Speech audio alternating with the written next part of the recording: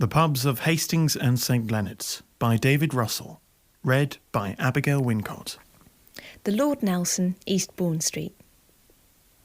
The Lord Nelson was first built and first licensed in about 1830. Formerly the Nelson Inn, it stands just within the line of the Hastings Old Town Wall, on a site that was originally 2 blocks of stables adjoining an old brandy house, dating back to 1590.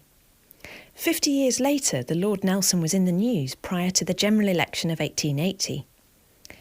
In that election, the Liberal Party lost one of its 2 Hastings MPs in a swing to the Conservatives and decided to retaliate by forming 2 local associations.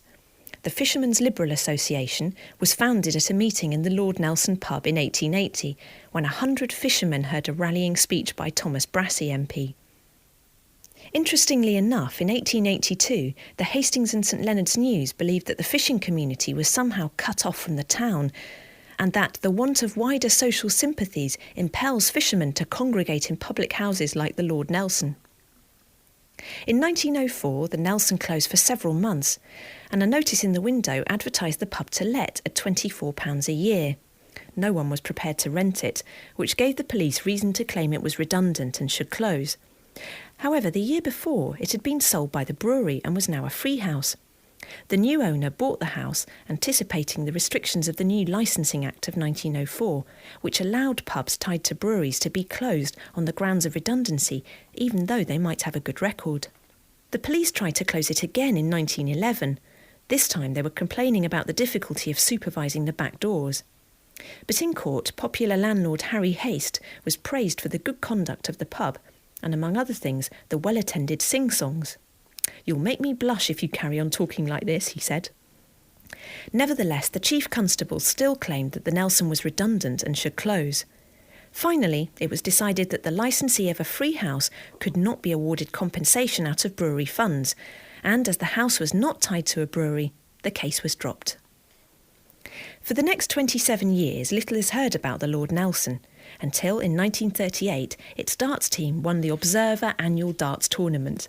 54 pubs entered the competition with 110 teams and over 1,000 players.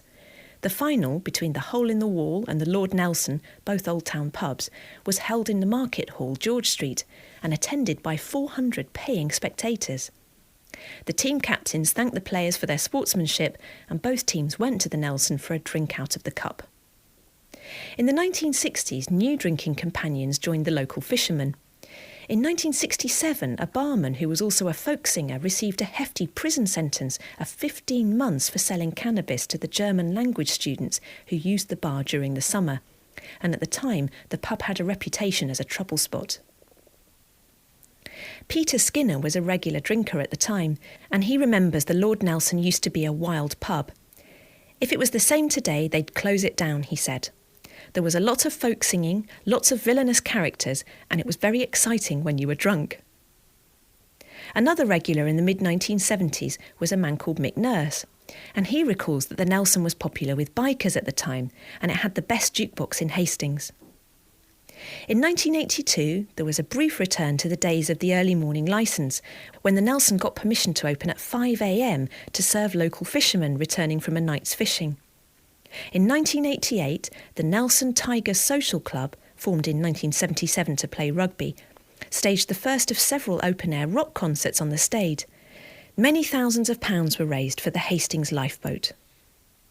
By the 1990s, Old Town artists had adopted the Nelson, and in 1991 an exhibition was held in the pub, which surprisingly sold £1,500 worth of pictures, prompting the landlord to hold monthly exhibitions.